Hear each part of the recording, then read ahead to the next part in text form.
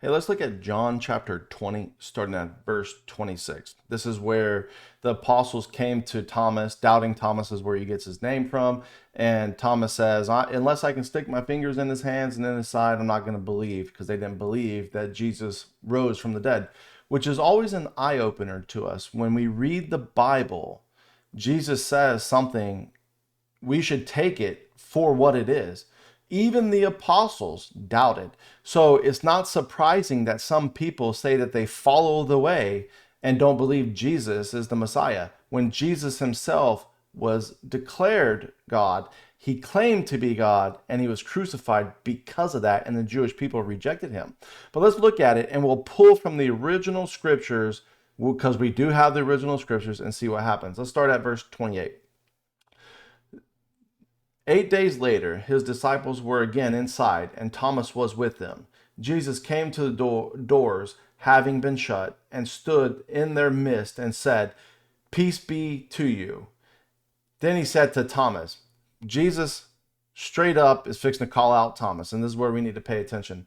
"Place your finger here in my hands." And the hands is from the tips of your finger all the way to your elbow. Jesus' crucifixion was through his wrist, because there's a prophecy that says not a single bone will be broken. And that's why you have two bones right here, and you can stick a nail through it perfectly, which they did this with surgical precisions in there without hitting that vein, so the person wouldn't bleed to death. So it wasn't in his hands, it was in his wrist. Just throwing that out there.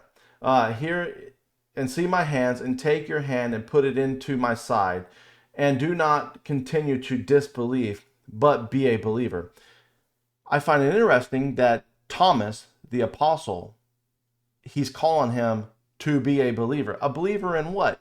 Thomas answers that. He responds to Jesus's commandment, be a believer. A believer in what? Thomas answers this question.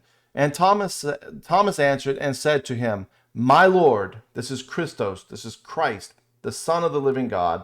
This is the Messiah. He's calling him out. So Thomas is saying, "My Lord, my Christ, my Messiah, and my God."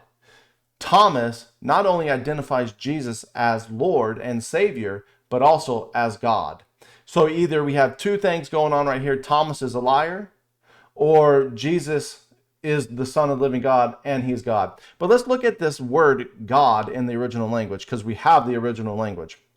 And we see that it's, scroll up, you can see that it's theos, which is a deity, a supreme divinity. This is the creator God.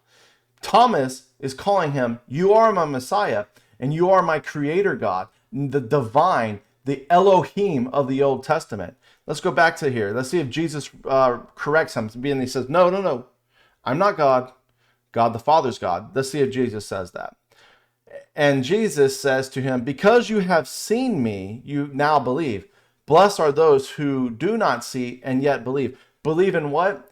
That Jesus is the Lord and God. Jesus is God. To deny Jesus as God is blasphemy. And if you do not think that Jesus is God, it's going to be very hot where you're going.